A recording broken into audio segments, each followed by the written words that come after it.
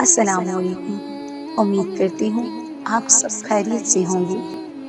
اس گہما گہمی کے عالم میں اگر آپ کا دل کسی مسئلے کی وجہ سے بے چین ہے، اس میں اضطراب ہے، تو یقین رکھیں اللہ تعالیٰ جلد کچھ ایسا کرے گا کہ آپ کا دل راضی ہو جائے گا۔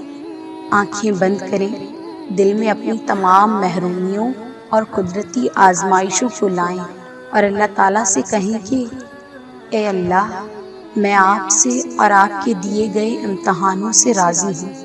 آپ جس حال میں بھی رکھیں میں خوش ہوں۔ آنکھ آنسو بہائے گی لیکن زبان شکوہ نہیں کرے گی۔ اللہ میں راضی ہوں، آپ بھی مجھ سے راضی ہو جائیں۔ اور اگر آپ نہیں راضی تب بھی یہ کہہ کے دیکھیں، عنقریب آپ کی زندگی میں ایسی نعمت عطا ہوگی کہ آپ واقعی راضی ہو جائیں گے۔